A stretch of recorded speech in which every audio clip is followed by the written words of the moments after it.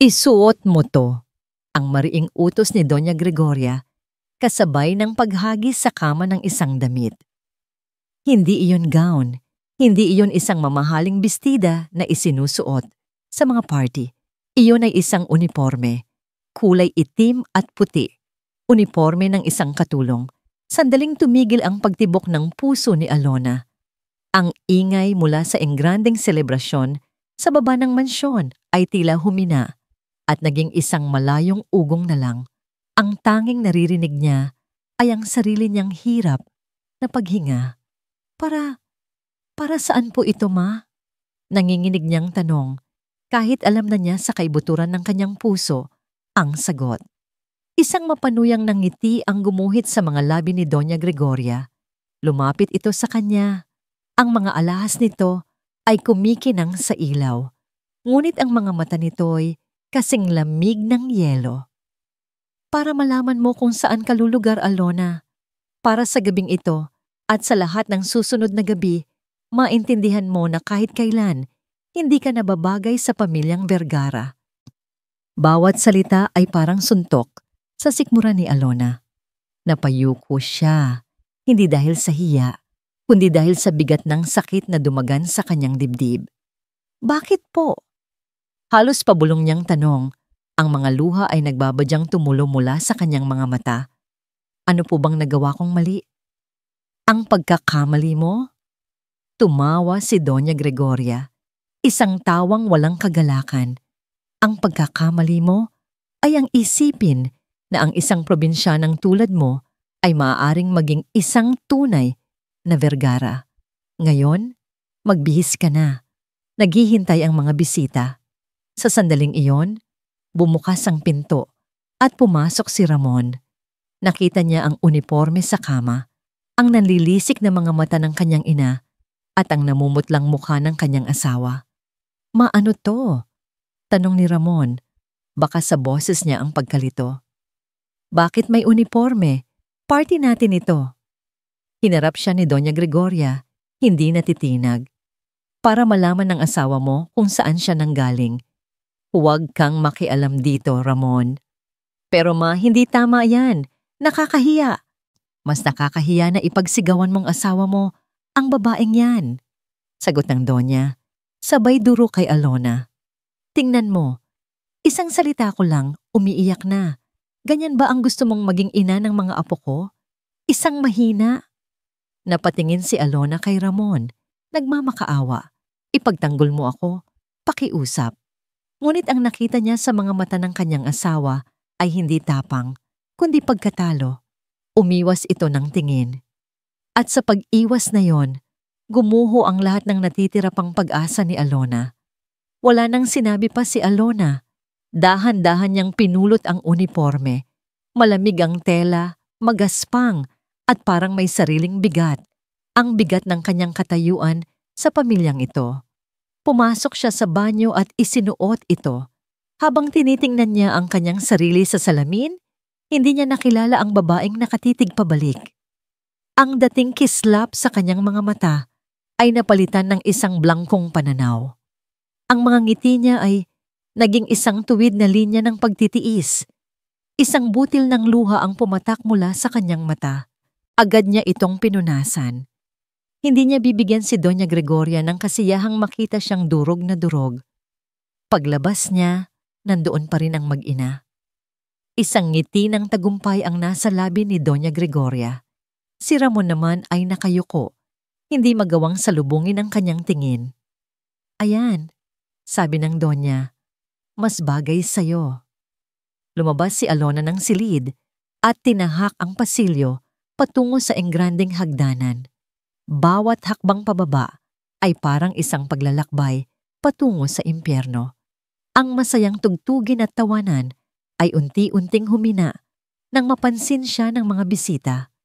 Ang mga bulungan ay parang mga bubuyog na umuugong sa kanyang tainga. Sino yan? Katulong ba nila? Teka, di ba yan ang asawa ni Sir Ramon? Grabe naman, anong nangyari? Isang tunay na Vergara ang nag-abot sa kanya ng isang tray na puno ng mga kopita ng champagne. Ipamahagi mo to.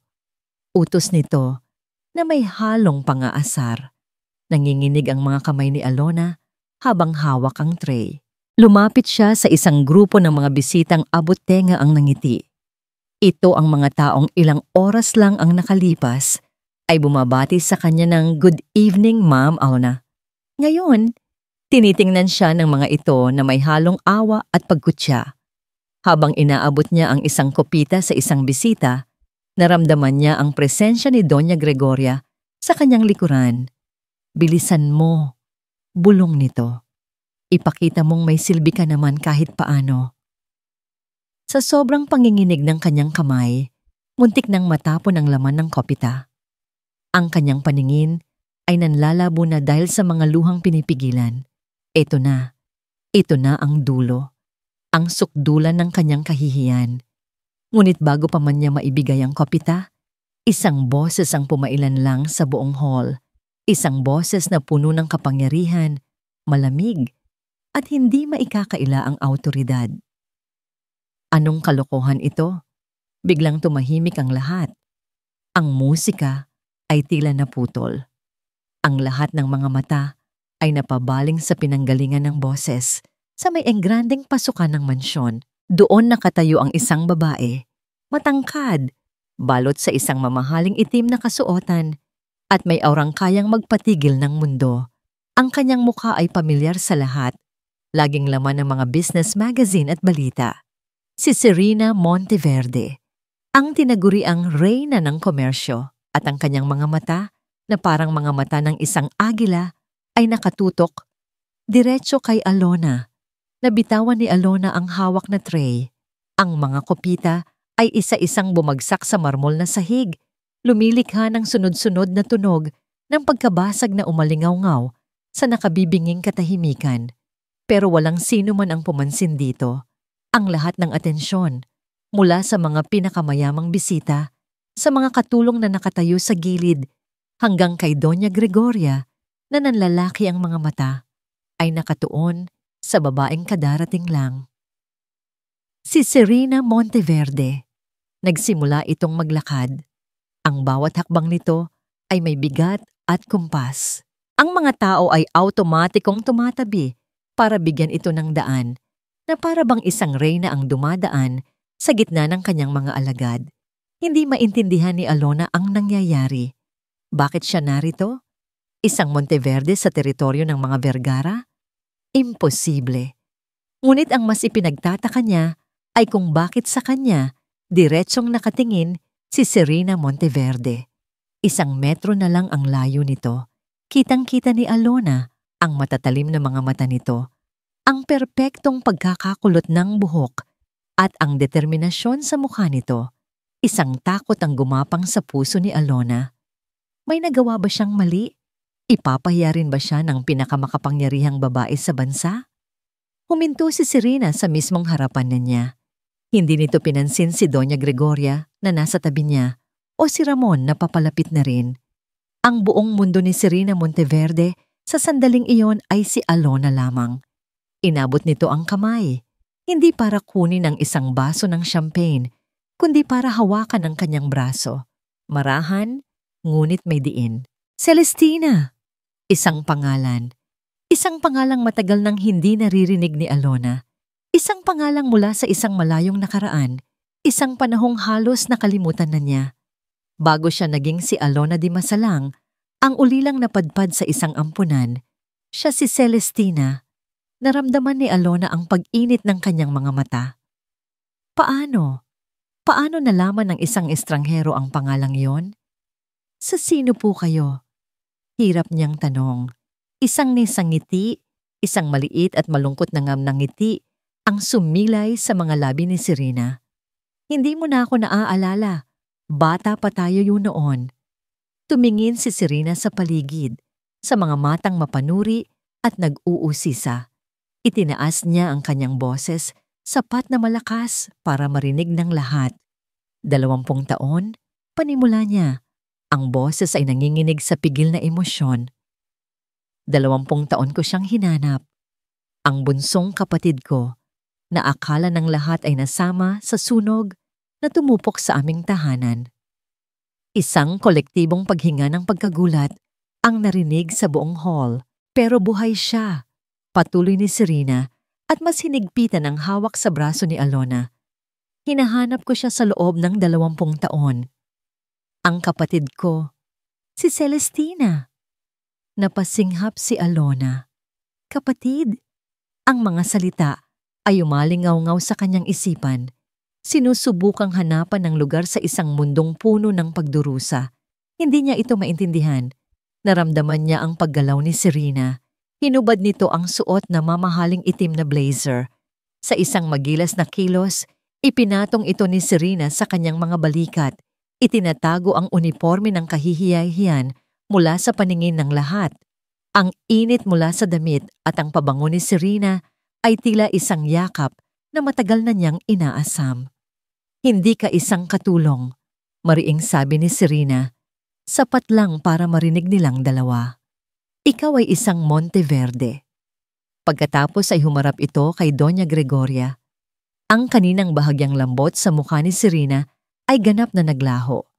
Ang pumalit dito ay isang ekspresyong kasing tigas ng bakal. Doña Gregoria, nagsimula si Serena, ang bawat salita ay may lason. Napakaganda ng iyong party, napakaganda ng iyong mansyon, napakaganda ng iyong kayamanan. Huminto ito sandali. Hinahayaan ang bawat papuri na maging isang insulto. At mayroon pa akong isang bagay na dapat sabihin sa inyong lahat. Pagpapatuloy niya, muling nilakasan ng boses para sa lahat. Ang kanyang mga mata ay naglalakbay mula sa isang bisita patungo sa isa pa na para bang hinahatulan silang lahat. Tungkol sa kung paano nagsimula ang yaman ng pamilyang Vergara. Para kay Ramon, ang lahat ay nangyayari sa ilalim ng tubig. Ang mga tunog ay malayo at malabo. Ang mga galaw ay mabagal. Nakita niya ang pagbagsak ng mga kopita mula sa kamay ni Alona, ngunit hindi niya narinig ang tunog ng pagkabasag ng mga ito. Ang tanging naririnig niya ay ang mabilis at malakas na pagkabog ng sarili niyang dibdib. Si Serena Monteverde, dito, sa bahay nila. At ngayon, ang babaeng kinatatakutan sa mundo ng negosyo, ang reyna na kayang magpabagsak ng mga kumpanya, sa isang salita lamang, ay nakatayo sa tabi ng kanyang asawa. Ipinagsisigawan nitong kapatid niya, si Alona. Si Alona, ang kanyang mahinhin at simpleng asawa. Isang Monteverde? Gusto niyang tumawa. Gusto niyang isipin na isa itong masamang biro. Pero nang makita niya ang ekspresyon sa mukha ng kanyang ina, isang halo ng purong takot at hindi makapaniwalang pagkagulat, alam niyang totoo ang lahat ng ito. Tungkol sa kung paano nagsimula ang yaman ng pamilyang Vergara. Ang mga salita ni Serena ay parang kidlat na tumama sa gitna ng bulwagan. Ang mga bulungan ay biglang tumigil. Maging ang mga waiter ay natigilan sa kanilang paglalakad. Alam ng lahat dito, patuloy ni Serena, ang kanyang boses ay kalmado, ngunit may bigat, na ang pamilya Monteverde ay dumanas ng isang malaking trahedya, 20 taon na ang nakalilipas. Isang sunog na kumuha sa buhay ng aking mga magulang at sa aking kapatid. Tumingin si Serena kay Alona at sa isang saglit, nakita ni Ramon ang luhang kumislap sa mga mata nito bago ito muling nagpakatatag. Sa panahong iyon ng aming kahinaan, sa panahong kami ay nagluluksa at gulong-gulo, may isang matalik na kaibigan ang pamilya na nag-alok ng tulong. Sabi ni Serena, ang diin sa salitang matalik na kaibigan ay puno ng pangungutya. Biglang nanuyo ang lalamunan ni Ramon. May mga pira-pirasong alaala na bumabalik sa kanya. Mga pag-uusap ng kanyang ama na narinig niya noong bata pa siya. Mga salitang tulad ng pagkakataon, utang na loob, at Monteverde. Ang tulong na yon, sabi ni Serena, at ngayon ay diretsong nakatingin na ito kay Doña Gregoria, ay ang pagbili sa mga pinakamahalagang ari-arian ng Monteverde sa halagang halos ipamigay na lang, mga lupain, mga shares sa kumpanya. Lahat ay kinuha sa ilalim ng pagkukunwaring pangangalaga hanggang sa kami ay makabangon. Isang bisita ang napasinghap. Nagsimulang magtinginan ng mga tao. Ang kanilang mga mukha na kanina lang ay puno ng pagkamangha sa yaman ng mga Vergara ay napalitan ngayon ng pagdududa. Pero hindi na naibalik ang mga ari-ariang yon. Pagtatapos ni Serena, ang kanyang boses ay parang isang martilyong pumupukpok sa huling pako ng kabaong. Ang mga iyon ang naging pundasyon ng Vergara Corporation. Ang kayamanang ipinagmamalaki ninyo ngayon ay itinayo sa abo ng aming pamilya at sa mga luhang itinigil ng aking kapatid. Gumuho ang mundo ni Ramon. Napatingin siya sa kanyang ina. Si Doña Gregoria ay namumutla. Ang kanyang mga labi ay nanginginig habang sinusubukan niyang magsalita. Hindi. Hindi yan totoo. Kasinungalingan. Kasinungalingan? Tanong ni Serena. May ngisi sa labi. Kaya mo bang sabihin yan sa harap ng korte, Doña Gregoria? Dahil meron akong lahat ng dokumento. Bawat pirma, bawat transaksyon, lahat ay nagpapatunay sa pandarayang ginawa ng iyong asawa. Sa wakas, pagkatapos ng tila walang katapusang sandali, gumalaw si Ramon. Humakbang siya palapit kay Alona. Gusto niyang hawakan ang kamay nito. Gusto niyang sabihing hindi niya alam. Gusto niyang humingi ng tawad. Ngunit bago pa man niya ito magawa, hinarangan siya ng malamig na tingin ni Serena Monteverde. Isang tingin na nagsasabing, huwag kang lalapit. Aalis na kami, mariing sabi ni Serena. Hinawakan niya si Alona sa balikat. Isasama ko ang kapatid ko palayo sa lugar na ito. Si Alona, na kanina patahimik at tila na sa ibang mundo, ay biglang tumingin kay Ramon. Walang galit sa kanyang mga mata, walang pagmamakaawa. Ang nakita lamang ni Ramon ay isang malawak at malalim na kawalan. Ang pag-ibig na dati niyang nakikita doon ay nawala na para bang hindi kailanman umiral. At bago siya tumalikod para sumama kay Serena, nagsalita si Alona. Ang kanyang boses ay mahina, ngunit sapat na para marinig ni Ramon. Isang pangungusap na tumapos sa lahat. Tapos na tayo, Ramon. Hindi naramdaman ni Alona ang biyahe. Mula sa paglabas nila sa mansyon ng mga Vergara hanggang sa paghinto ng itim at makintab na sasakyan ni Serena, ang kanyang isipan ay blanko. Para siyang isang manonood sa isang pelikula kung saan siya mismo ang bida. Ngunit hindi niya maintindihan ang kwento. Nakabalabal pa rin sa kanyang mga balikat ang blazer ni Serena.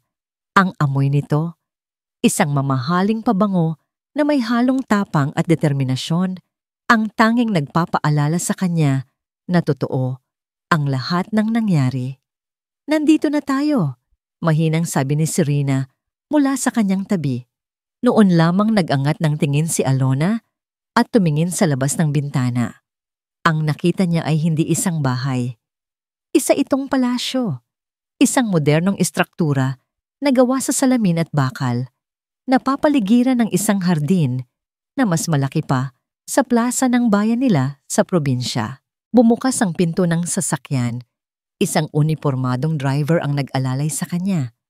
Pumasok sila sa loob at ang bumungad kay Alona ay isang espasyong napakaluwang at napakatahimik. Ang sahig ay puting-puti at sobrang kintab na para bang salamin. Ang mga muebles ay simple ngunit elegante. Sa gitna ng lahat, isang malawak na hagdanan ang paikot na umaakyat sa ikalawang palapag. Ibang-iba ito sa mansyon ng mga Vergara. Ang bahay ng mga Vergara ay puno ng mabibigat at antigong mga gamit, madilim at laging may pakiramdam na may isang taong nagmamasid at humuhusga sa bawat kilos mo. Dito, sa bahay ni Serena, may kapayapaan. Magpahinga ka muna, sabi ni Serena. Ginagabayan siya patungo sa isang malambot na sofa. Alam kong nabigla ka sa lahat. Umupo si Alona. Ang kanyang katawan ay pagod na pagod. Ngunit ang kanyang isipan ay hindi mapakali. Celestina! Bulong niya. Totoo ba ang lahat ng iyon? Umupo si Serena sa tabi niya. Kinuha nito mula sa isang maliit na mesa ang isang lumang photo album. Binuklat niya ito sa isang pahina kung saan may larawan ng dalawang batang babae masayang magkayakap sa ilalim ng isang puno ng mangga. Ang isa ay mas matanda at kamukhang-kamukha ni Serena. Ang isa naman, isang maliit na batang may bilugang mga mata at matamis na ngiti ay, "Ikaw yan, sabi."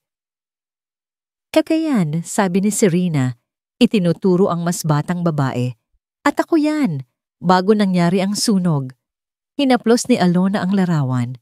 May kung anong kirot siyang naramdaman sa kanyang puso, isang pamilyar na sakit na hindi niya maintindihan kung saan nanggagaling. Ang sunog. Nagsimulang magkwento si Serena. Ang boses ay puno ng pait. Napakabilis ng mga pangyayari. Nagising na lang ako sa sigaw ni Itay. Sinubukan nilang iligtas ka, pero natrap ka sa iyong kwarto. Ang huling naaalala ko ay ang pagbagsak ng isang bahagi ng kisame. Akala ng lahat. Akala ko, wala ka na. Tumulo ang luha mula sa mga mata ni Serena. Nalaman ko lang pagkatapos ng ilang taon mula sa isang dating hardinero na nakita ka raw niyang nailabas ng isang bumbero sa likod ng bahay, pero sa sobrang gulo, hindi na nalaman kung saan ka dinala. Mula noon, hindi ako tumigil sa paghahanap. Niyakap ni Alona ang sarili. Ang naaalala ko lang ay nagising ako sa isang ampunan. Sabi nila, na-trauma daw ako, kaya wala akong maalala. Binigyan nila ako ng bagong pangalan, Alona. Sa gitna ng kanilang pag-uusap, biglang nag-vibrate ang cellphone ni Alona na nasa kanyang bulsa. Kinuha niya ito. Ramon calling. Tinitigan niya ang pangalan sa screen. Muling nag-vibrate ang cellphone. At muli. At muli. Sunod-sunod. Hindi niya ito sinagot. Sa halip, pinindot niya ang silent button at ibinalik ang cellphone sa kanyang bulsa. Hindi pa ngayon, hindi pa siya handa. Nakita yon ni Serena, ngunit wala itong sinabi. Sa halip, kinuha nito ang isang folder na puno ng mga dokumento. "Celestina," sabi ni Serena. Mas may diin na ngayon ang boses. Bilang nag-iisang tagapagmana ng pamilya Monteverde sa loob ng 20 taon, ako ang namahala sa lahat. Pero ngayon, na bumalik ka na, kalahati ng lahat ng ito ay sa'yo. Binuksan niya ang folder. Nakita ni Alona ang mga titulo ng lupa, mga stock certificate, mga bank statement, mga numerong may napakaraming zero na hindi kayang bilangin ng kanyang isipan. Napatingin siya sa kanyang mga kamay, ang mga kamay na sanay sa paglalaba, pagluluto, at paglilinis sa bahay ng mga Vergara. Ang mga kamay na ito ba ang magmamay-ari ng lahat ng yon? Biglang tumunog ang telepono ni Serena. Sinagot niya ito. "Yes, attorney. Okay. Sige, sabihin mo sa kanya." Pagkatapos ng tawag, bumaling si Serena kay Alona, may bahid ng pag-aalala sa muka. "Ang abogado ko," panimula niya, "para formal na masimulan ang pag-transfer ng mga ari-arian sa pangalan mo. At para sa kasong isasampa natin laban sa mga Vergara, may isang bagay ka raw na kailangang gawin." "Ano po iyon?" tanong ni Alona. Huminga ng malalim si Serena. "Kailangan mong bumalik sa bahay ng mga Vergara. Isang beses na lang, para formal na kunin ang lahat ng personal mong gamit." Ang katahimikan sa loob ng mansyon ng mga Vergara ay mas nakabibingi kaysa sa pinakamalakas na sigaw. Matapos umalis ni na Alona at Serena, ang mga bisita ay isa-isang nagpaalam. Walang nangiti, walang mga papuri. Ang tanging iniwan nila ay mga tinging puno ng paghuhusga at mga bulungang hindi na nila sinubukang itago. Ang party na dapat ay magiging simbolo ng kapangyarihan ng mga Vergara ay naging kanilang pampublikong libing. Naiwan si Ramon at ang kanyang ina sa gitna ng malawak na bulwagan, napapaligiran ng mga tirang pagkain at basag na bubog, Isang perpektong larawan ng kanilang nawasak na reputasyon. Anong ginawa mo, Ma? Iyon ang unang mga salitang lumabas sa bibig ni Ramon. Hindi ito isang tanong. Isa itong akusasyon. Hinarap siya ni Doña Gregoria. Ang muka ay gusot sa galit at pagtanggi. Walang hiya ang sirena na yon. Ang lakas ng loob niyang siraan tayo sa harap ng lahat. Siraan? O sabihin ang totoo? Ganti ni Ramon. Ang boses niya ay unti-unting tumataas.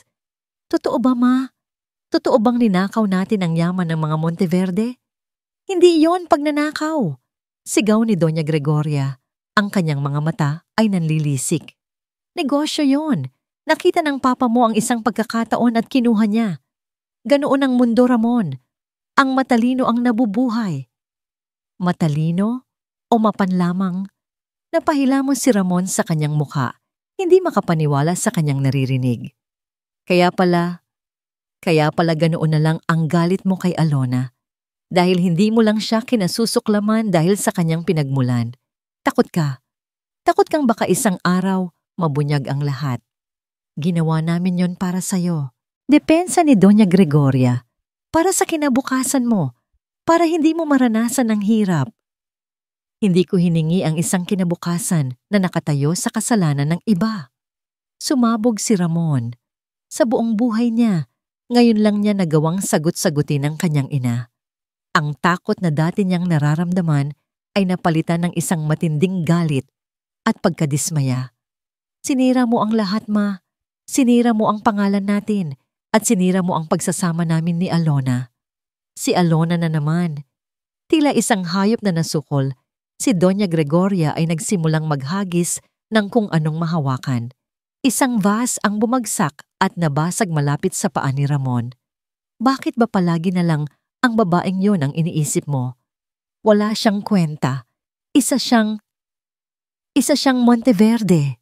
Putol ni Ramon sa sasabihin ng ina. Ang katotohanan yon ay tila isang pader na bumagsak sa pagitan nilang dalawa.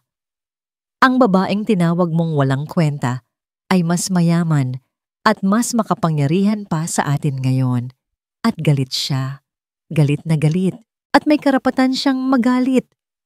Sa sinabing yon, tila nawalan ng lakas si Doña Gregoria. Napaupo ito sa isang silya. Ang muka ay biglang tumanda ng 10 taon. Anong gagawin natin? Halos pabulong niyang tanong. Hindi sumagot si Ramon. Naglakad siya patungo sa library ng kanyang ama. Sa loob ng maraming taon, ipinagbawal ng kanyang ina na may pumasok doon. Ngayon, wala na siyang pakialam. Binuksan niya ang mga drawer, naghalungkat sa mga lumang papel. At doon, sa ilalim ng isang tumpok ng mga kontrata, nakita niya ang isang folder na may nakasulat na Monteverde. Binuksan niya ito. Naroon ang lahat.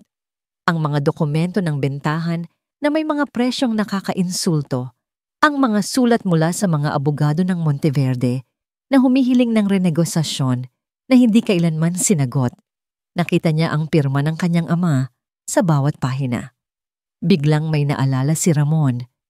Isang gabi, ilang linggo bago mamatay ang kanyang ama dahil sa atake sa puso. Lasing ito at umiiyak. Patawarin mo ako, anak, sabi nito. May malaki akong kasalanan. Hindi niya iyon pinansin noon. Inakala niyang dala lang ng kalasingan. Ngayon, naintindihan na niya ang lahat. Ang buong buhay niya, ang karangyaan, ang respeto na tinatamasa niya, lahat ay isang malaking kasinungalingan. Umupo siya sa silya ng kanyang ama. Hawak ang mga dokumento at naramdaman niya ang bigat ng mundo sa kanyang mga balikat. Paano niya itatama ang isang pagkakamaling hindi naman siya ang gumawa, ngunit siya ang nakikinabang? Paano niya haharapin si Alona? Kinuha niya ang kanyang cellphone at tinawagan ito. Hindi sumasagot. Tinawagan niya ulit. At ulit. Walang sagot. Nag-text siya. Alona, please, mag-usap tayo. I'm so sorry, hindi ko alam. Walang reply. Napasabunot siya sa kanyang buhok sa sobrang frustrasyon nang biglang tumunog ang kanyang cellphone.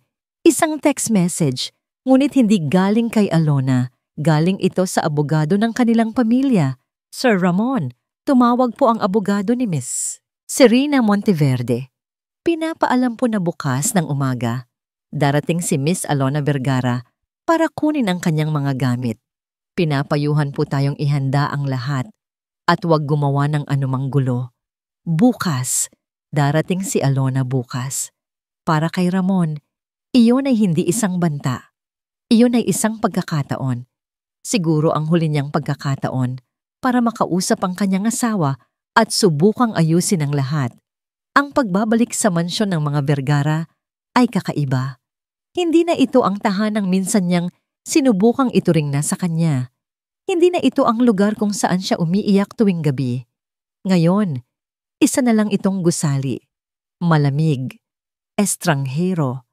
Kasama niya ang kanyang abogado, isang matangkad at seryosong lalaki na nagngangalang Attorney Diaz.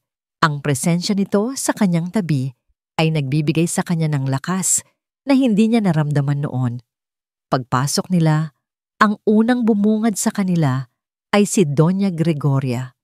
Nakaupo ito sa sala, ngunit sa pagkakataong ito, wala na ang dati nitong mapagmataas na tindig. Ang mukha nito ay gusot at may maitim na bilog sa ilalim ng kanyang mga mata.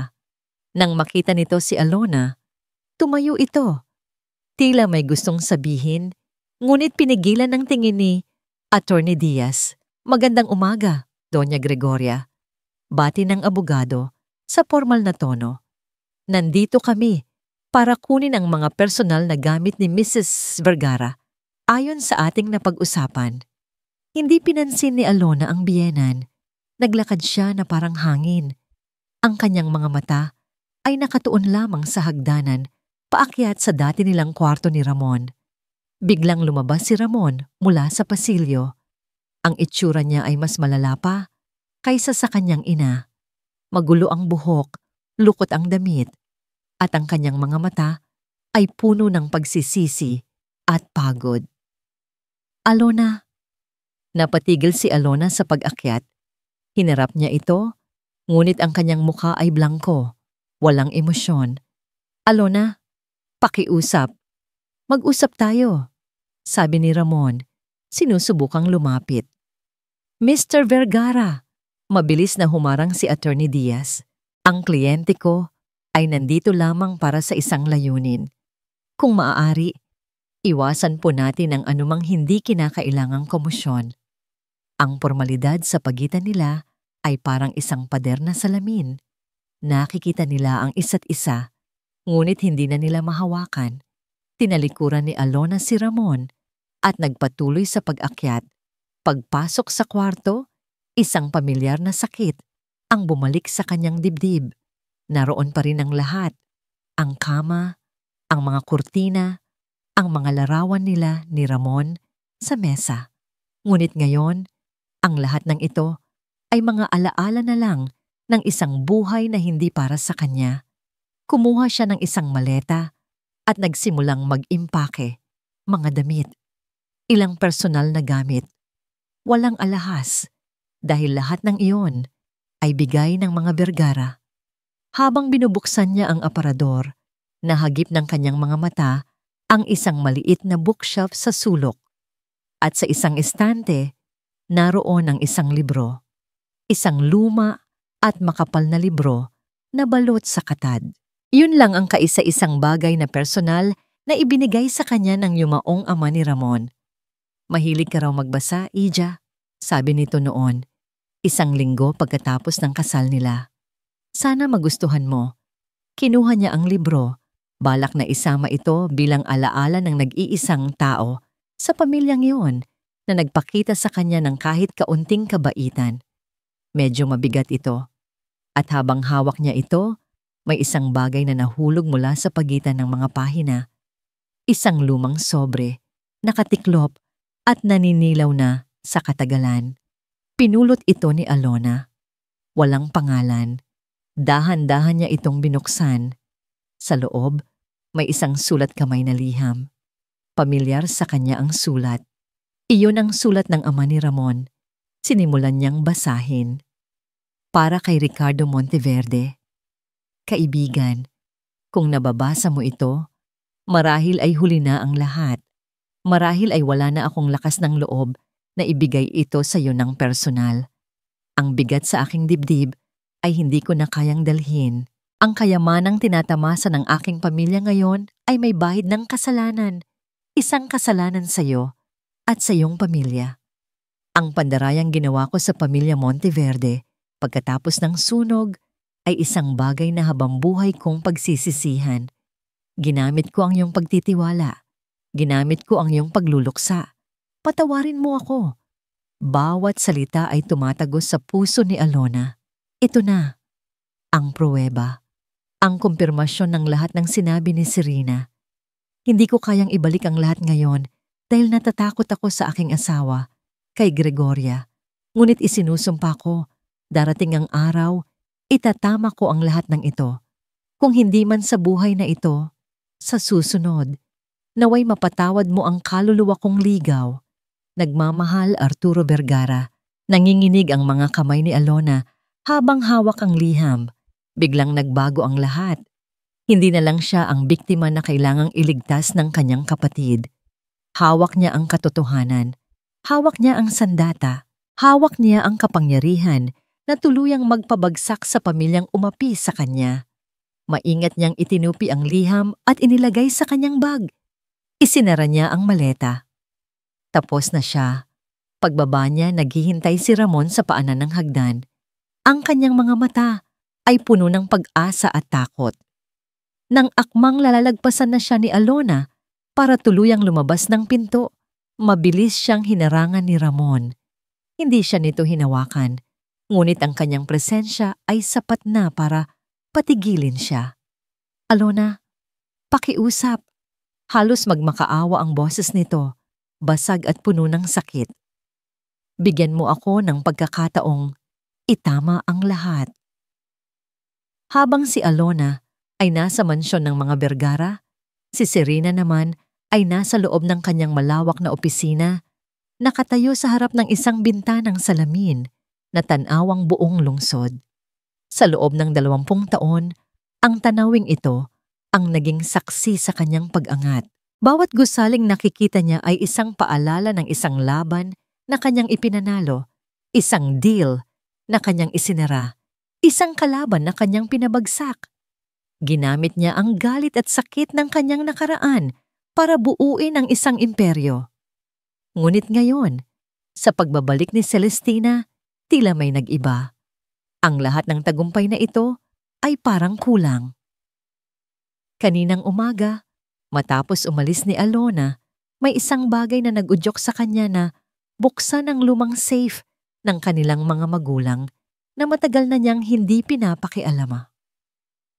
Ang kombinasyon ay hindi pa rin niya nakakalimutan, ang kaarawan nilang dalawa ni Celestina. Sa loob, naroon ang mga alahas ng kanilang ina, ilang lumang dokumento at isang makapal at selyadong sobre na may nakasulat na, para sa aming mga anak, Serena at Celestina, ang huling habili na testamento. Dinala niya ito sa kanyang opisina at binuksan. Binasa niya ang mga legal na termino, ang paghahati ng mga ari-arian, ang mga tagubilin. Lahat ay pamilyar sa kanya dahil sa bersyon na hawak ng kanyang mga abogado. Ngunit sa dulo ng dokumento, may isang personal na sulat kamay na talata na idinagdag ng kanilang ama. Isang talatang hindi kasama sa mga legal na kopya. Mga anak, ang lahat ng kayamanang ito ay walang halaga kung ihahambing sa pagmamahal na mayroon tayo sa isa't isa. Ipinapamana namin ito sa inyo, hindi para gamitin bilang sandata o panukat ng kapangyarihan, kundi bilang isang kasangkapan upang bumuo ng isang mas magandang kinabukasan. Ano man ang mangyari, ano man ang pagsubok na dumating sa inyong buhay, tandaan ninyo ito. Ang tunay na pamilya ay hindi itinayo sa kayamanan o sa dugo lamang. Itinayo ito sa pag-ibig at pagpapatawad. Ang aming huling habilin ay simple lang. Itayo ninyong muli ang ating pamilya, hindi sa pamamagitan ng kapangyarihan, kundi sa pamamagitan ng pagmamahal. Napaupo si Serena. Paulit-ulit niyang binasa ang mga huling salita. Itayo. Sa pamamagitan ng pagmamahal, hindi ng kapangyarihan, ang mga salitang iyon ay direktang sumasalungat sa lahat ng kanyang ginawa sa loob ng 20 taon. Ginamit niya ang kapangyarihan para mabuhay. Ginamit niya ang kapangyarihan para hanapin ang kanyang kapatid. At ngayon, gagamitin niya sana ang kapangyarihan para durugin ang mga Vergara at ibigay ang hustisya na nararapat para kay Alona. Ngunit tama ba ito? Ito ba ang gusto ng kanilang mga magulang? Napatingin siya sa kanyang refleksyon sa salamin. Nakita niya ang isang babaeng balot sa bakal na determinasyon. Ngunit sa ilalim nito, nakikita niya ang batang si Serena na nangungulila sa kanyang pamilya. Ang paghihiganti ba ang magpapagaling sa mga sugat ni Alona? O mas lalo lang ba nitong bubuksan ang mga sugat ng nakaraan? Ang pagpapakulong ba sa mga Vergara ang magbibigay sa kanila ng kapayapaan? O ang pagpapatawad? Biglang tumunog ang kanyang telepono, ang kanyang abogado. Ma'am Serena, sabi ni Attorney Diaz sa kabilang linya. Papunta na kami pabalik dyan. Nakuha na ni Mrs. Vergara ang lahat ng gamit niya. Maayos naman ang lahat. Good, sagot ni Serena. May naging problema ba? Wala naman po, ma'am. Bagaman, may isa pa pong bagay. Huminto sandali ang abogado. May isang sulat na nahanap si Mrs. Vergara. Isang sulat na isinulat ng yumaong si Mr. Arturo Vergara. Ma'am, isa itong confession letter. Natigilan si Serena. Isang confession letter? Ano ang nilalaman? Inaamin po ni Mr. Vergara ang pandarayang ginawa niya sa pamilya Monteverde. Ma'am Serena, ito na po ang smoking gun na hinihintay natin. Sa sulat na ito, wala nang kawala ang mga Vergara. Sigurado na ang panalo natin sa korte. Ibaba ni Serena ang tawag. Ang kanyang mga kamay ay bahagyang nanginginig. Ang confession letter, ang pinakahihintay niyang ebidensya, ang sandatang tuluyang wawasak sa pamilyang sumira sa buhay ng kapatid niya. Ngunit sa kanyang harapan, sa ibabaw ng kanyang mesa, ay ang testamento ng kanilang ama. Isang habilin ng pagpapatawad at pagmamahal. Dumating si Alona, ilang minuto ang lumipas. Ang kanyang mga mata ay may bagong liwanag. Isang liwanag ng determinasyon at lakas. Hindi na siya ang babaeng umiiyak na nakita ni Serena sa party. Walang imik na inilapag ni Alona ang liham sa mesa ni Serena sa tabi mismo ng testamento. Ate, sabi ni Alona sa unang pagkakataon, ang salitang nagpabilis sa tibok ng puso ni Serena. Hawak natin ang lahat. Magkatabi ngayon sa mesa ang dalawang dokumento. Isang sulat na humihingi ng hustisya at isang testamento na humihiling ng habag. Nasa kanilang mga kamay ang kapangyarihang magpatawad at ang kapangyarihang magparusa. Alin ang pipiliin nila? Magkaharap ang dalawang magkapatid sa malawak na sala ni Serena. Sa mesang salamin sa kanilang pagitan, magkatabing nakalatag ang 2 piraso ng papel na magdidikta ng kanilang kinabukasan. Ang sulat ng pag-amin ni Arturo Vergara at ang testamento ng kanilang mga magulang. Ang isa ay sigaw ng paghihiganti. Ang isa ay bulong ng pagpapatawad. Durugin natin sila, Celestina, mariing sabi ni Serena. Ang kanyang mga mata ay nag-aalab. Ito na ang pagkakataon natin. Ang sulat na yan ang magpapatunay sa lahat. Ibagsak natin ang Vergara Corporation. Ipakulong natin si Doña Gregoria sa lahat ng kasinungalingan niya. Para kay Serena, simple lang ang lahat. Mata sa mata, ngipin sa ngipin. Iyon ang batas ng mundong ginagalawan niya. Ngunit para kay Alona, hindi na ganoon kasimple. Tinitigan niya ang sulat. Naaalala niya ang mukha ng ama ni Ramon nang ibigay nito sa kanya ang libro. May lungkot sa mga mata nito, isang lungkot na hindi niya naintindihan noon. Ngayon, alam na niya. Iyon ay ang lungkot ng isang taong nabuhay sa pagsisisi. Pagkatapos ay tiningnan niya ang testamento. Itayo ninyong muli ang ating pamilya, hindi sa pamamagitan ng kapangyarihan, kundi sa pamamagitan ng pagmamahal. Ang mga salitang yon ay tila direktang nagsasalita sa kanya. Ang pagmamahal, isang bagay na ipinagkait sa kanya sa loob ng maraming taon sa mansyon ng mga Vergara. Isang bagay na ngayon lang niya muling naramdaman mula sa kapatid na natagpuan. Gagamitin ba niya ang bagong tuklas na pamilyang ito para maghahasik ng pagkasuklam? Hindi ko alam, ate. Mahinang sagot ni Alona. Kapag ginawa natin yan, ano ang pagkakaiba natin kay Doña Gregoria? Gagamitin din natin ang kapangyarihan para manakit ng iba. Iba to, giit ni Serena. Hustisya ito, hindi pananakit. Hustisya ba o paghihiganti? Tanong ni Alona. At sa tanong na yon, natigilan si Serena. Sa gitna ng kanilang pag-uusap, muling nag-vibrate ang cellphone ni Alona. Sa pagkakataong ito, hindi tawag. Isang text message mula kay Ramon. Binuksan niya ito. Alona, alam kong wala akong karapatan, pero gusto ko lang malaman mo. Nagsimula na akong kausapin ng mga abogado. Lahat ng ari-arian na nakuha namin mula sa pamilya ninyo, isasauli ko. Kahit magkano pa ang halaga, kahit wala nang matira sa amin. Itatama ko to. Isang patak ng luha ang pumatak sa screen ng kanyang cellphone. Hindi dahil sa sakit, kundi dahil sa isang emosyong hindi niya inaasahan. Paghanga. Ipinakita niya ang text message kay Serena. Binasa ito ni Serena at bahagyang lumambot ang ekspresyon sa mukha nito. Salita lang yan, sabi ni Serena. Ngunit mas mahina na ang boses. Madaling sabihin, mahirap gawin. Pero nagsisimula na siya, sagot ni Alona. Hindi niya hinihintay ang utos ng korte. Ginagawa niya dahil alam niyang ito ang tama. Tumayo si Alona at naglakad patungo sa bintana, kapareho ng bintanang tinitingnan ni Serena kanina. Tanaw niya ang malawak na hardin, ang mga bulaklak na namumukadkad sa ilalim ng sikat ng araw. Isang bagong simula. Ang pagpapakulong ba kay Doña Gregoria ang magbibigay sa kanya ng kapayapaan? Siguro, sa umpisa. Ngunit pagkatapos, mabubuhay siya sa anino ng galit at paghihiganti. Ang pagpapatawad naman, hindi rin madali. Paano niya patatawarin ang mga taong nagdulot sa kanya ng sobrang sakit?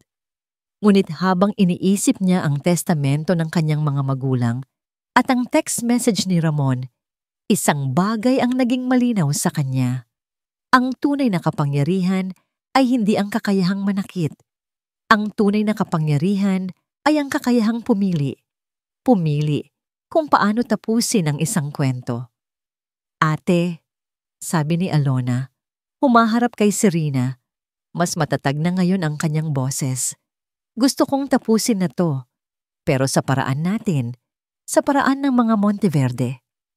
Kinuha niya ang kanyang cellphone at nag-dial ng numero. Ang numero ni Ramon. Ilang segundo lang ay sinagot na ito. Alona? Ang boses sa kabilang linya ay puno ng pag-asa. Huminga ng malalim si Alona. Ito na. Magkita tayo. Sabi niya. Ang kanyang boses ay kalmado at puno ng awtoridad. Isang boses na natutunan niya mula sa kanyang kapatid. Kahit saan, kahit kailan, mabilis na sagot ni Ramon. Bukas, sabi ni Alona, sa opisina ni Ate Serena, at isa pa, huminto siya, tinitipon ang lahat ng kanyang lakas. Dalhin mo ang iyong ina. Ang biyahe papunta sa Monteverde Tower, ang pinakamahabang biyahe sa buhay ni Ramon. Katabi niya sa likod ng sasakyan ang kanyang ina. Sa unang pagkakataon sa loob ng maraming taon, si Doña Gregoria ay tahimik. Wala na ang mapanlait na mga komento, ang matalas na dila. Ang tanging naroon ay isang babaeng balisa. Mahigpit ang kapit sa kanyang mamahaling bag na para bang iyon ang kanyang salbabida. Bakit kailangan pa nating pumunta? Bulong nito, ang boses ay nanginginig. Para ano? Para ipahiya nila tayo ulit? Para tapusin na ang lahat, Ma. Sagot ni Ramon. Ang kanyang mga mata ay nakatuon sa daan para harapin ang mga resulta ng mga ginawa natin. Ang mga ginawa ko, pagtatama nito sa mahinang boses. Tumingin ito sa bintana at sa unang pagkakataon, nakita ni Ramon ang isang bagay na hindi pa niya nakikita dati sa kanyang ina. Pagsisisi. Pagdating nila sa opisina ni Serena, ang pakiramdam ay para silang mga tupa na kusang loob na pumapasok sa lungga ng mga leon. Ang opisina ay malawak, moderno, at minimalist. Bawat bagay ay nasa tamang lugar, isang refleksyon ng may-ari nito. Nakatayo sa tabi ng bintana, sina Serena at Alona, magkatabi, na para bang dalawang reyna na nagmamasid sa kanilang kaharian. Si Serena ay nakasuot ng isang matapang na pulang bestida. Si Alona naman ay nakasuot ng simpleng puting damit, ngunit ang tindig niya ay may bigat at awtoridad na hindi pa nakikita ni Ramon dati. Nang makita niya si Alona, ang puso niya ay tila gustong lumabas mula sa kanyang dibdib. Mas lalo itong gumanda, ngunit hindi iyon ang nakakuha ng kanyang pansin. Ito ay ang lakas sa kanyang mga mata. Wala na ang dating takot. Wala na ang pag-aalinlangan. Ang babaeng nasa harapan niya ngayon ay hindi na ang Alona na kanyang pinabayaan. Maupo kayo, sabi ni Serena. Ang boses ay malamig at formal. Umupo sila sa mga silyang nasa harap ng malaking mesa ni Serena. Pakiramdam ni Ramon ay nasa isang interrogation siya. Hindi nagsalita si Alona. Nakatingin lamang ito sa kanila. Ang kanyang mga mata ay tila kayang basahin ang pinakatatagong mga lihim ng kanilang kaluluwa. Ang kanyang katahimikan ay mas mabigat pa kaysa sa anumang sigaw. Alam na namin ang lahat, panimula ni Serena. Inilapag ang isang folder sa mesa. Ang pandaraya, ang mga dokumento, lahat. Napayuko si Doña Gregoria. Si Ramon naman ay tumingin diretso kay Alona. Alam ko, sabi ni Ramon. At nagsimula na akong ayusin ang lahat. Ibabalik namin ang bawat sentimo. Hindi lang pera ang usapan dito, Mr. Vergara, sabat ni Serena. Ito ay tungkol sa mga kasinungalingan, sa paninira ng buhay, sa sakit. Muling tumahimik. Ang tanging maririnig ay ang mahinang ugong ng aircon. At pagkatapos, nagsalita si Alona. Ang kanyang boses ay kalmado, ngunit ang bawat salita ay may bigat. Tatanungin kita, Doña Gregoria, sabi ni Alona, diretsong nakatingin sa kanyang biyenan. At gusto kong marinig ang sagot mula sa iyo. Bakit? Nag-angat ng tingin si Doña Gregoria.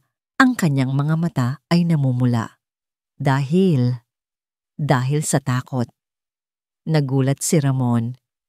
Takot akong mawala ang lahat ng pinaghirapan ng asawa ko.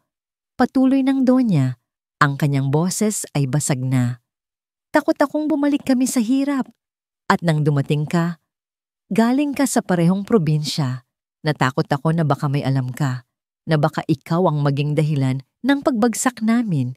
Kaya sinaktan kita, inapi kita. Sa pag-iisip na kung mapapaalis kita, magiging ligtas kami. Sa wakas, ang katotohanan, hindi ito dahil sa pagiging probinsyana ni Alona o sa pagiging mahirap niya. Ito ay dahil sa isang kasalanang pilit tinatago. Bulong ni Ramon. Ngayon, si Ramon naman ang nagsalita. Humaharap kay Alona. Alona, lahat ng sinabi ni Mama, kasalanan ko rin. Dahil hinayaan ko, naging duwag ako. Pinili ko ang katahimikan kaysa ang ipagtanggol ka. At iyon ang pinakamalaking pagkakamali ng buhay ko. Patawarin mo ako. Tumingin si Alona mula kay Ramon patungo kay Doña Gregoria. At pagkatapos, kinuha niya ang isang bagay mula sa kanyang bag. Ang sulat. Ang liham ng pag-amin ni Arturo Vergara. Hindi niya ito ibinagsak sa mesa. Dahan-dahan niya itong inilapag. Ito, sabi ni Alona, ang pruweba na sisira sa inyo habang buhay. Nanlaki ang mga mata ni Doña Gregoria. Napatayo si Ramon. Pero Patuloy ni Alona. Hindi namin ito gagamitin. Kinuha niya ang isang lighter mula sa mesa at sa harap ng kanilang nanlalaking mga mata, sinindihan niya ang sulok ng liham. Dahan-dahang kinain ng apoy ang papel, ang ebidensya, ang kanilang pagkakasala, ang sandata ng paghihiganti. Ang gusto ko lang ay katarungan, hindi paghihiganti, sabi ni Alona habang pinapanood ang papel na maging abo. At ang katarungan para sa akin ay ang pag-amin ninyo sa inyong mga kasalanan, ang pagbabalik ng kung ano ang hindi sa inyo, at higit sa lahat. Tumingin siya kay Doña Gregoria. Ang hindi mo na muling panghihimasok sa buhay ko, sa buhay namin.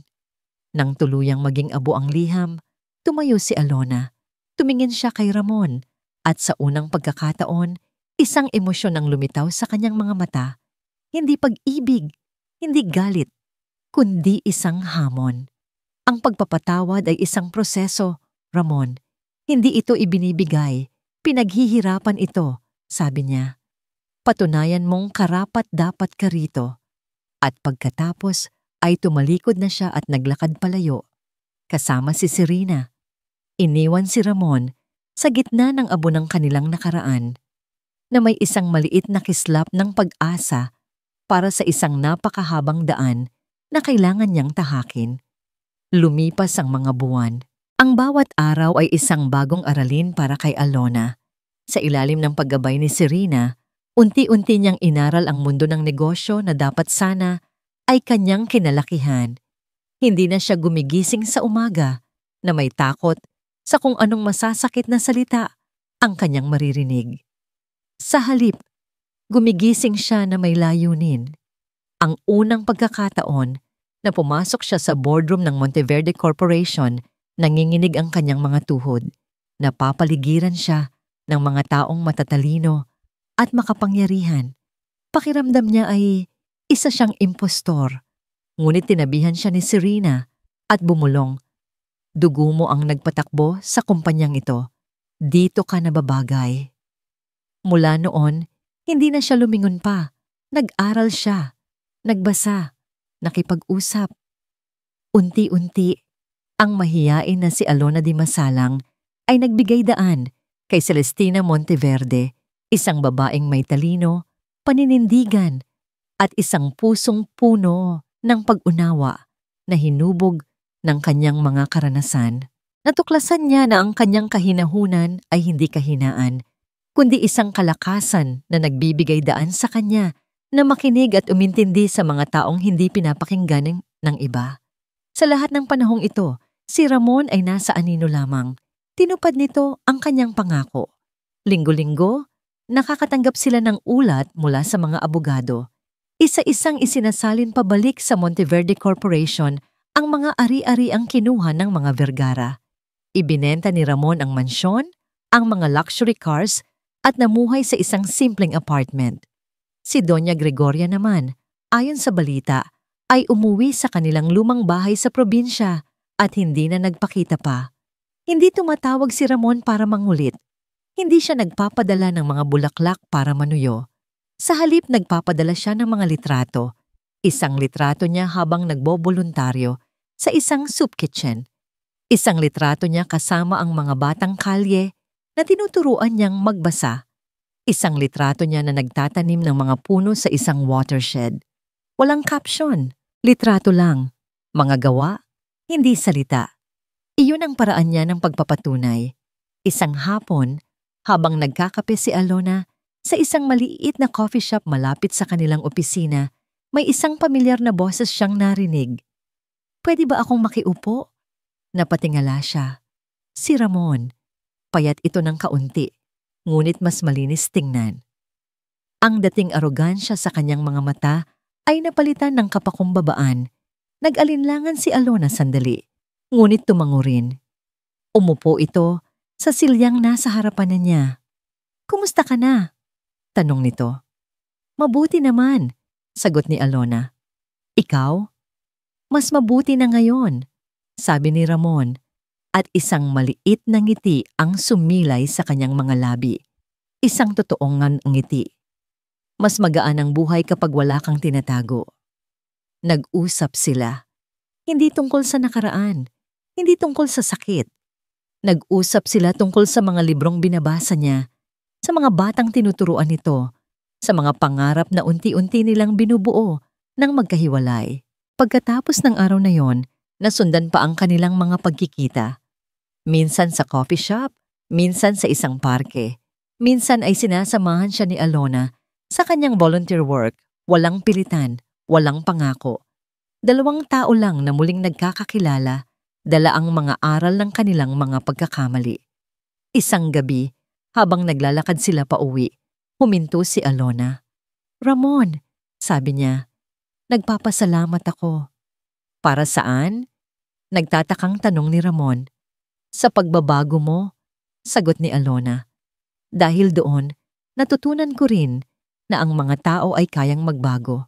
Natutunan kong posible ang magpatawad." Hindi sumagot si Ramon. Tinitigan lang siya nito. Ang kanyang mga mata ay puno ng emosyon. Pag-uwi ni Alona sa bahay, nadatnan niya si Serena na naghihintay sa kanya. "Nakita ko kayo kanina," sabi ni Serena. Nakangiti. "Ate?" "Okay lang," sabi ni Serena, hinawakan ang kanyang kamay. "Ang testamento ni Papa at Mama. Tungkol iyon sa pagbuo muli ng pamilya sa pamamagitan ng pag-ibig. Hindi lang ibig sabihin noon ay tayong dalawa." Tumingin ito sa kanya ng makahulugan. "Ang pag-ibig ay may maraming anyo, Celestina. Pag-ibig sa kapatid, pag-ibig sa kapwa, at ang pag-ibig na handang magbigay ng pangalawang pagkakataon. Handa ka na ba?" tanong ni Serena. "Para sa susunod na kabanata?" Napatingin si Alona sa labas ng bintana. Sa di kalayuan, sa ilalim ng isang poste ng ilaw, nakita niya ang kotse ni Ramon na nakaparada. Hindi ito umaalis, naghihintay, nagbabantay.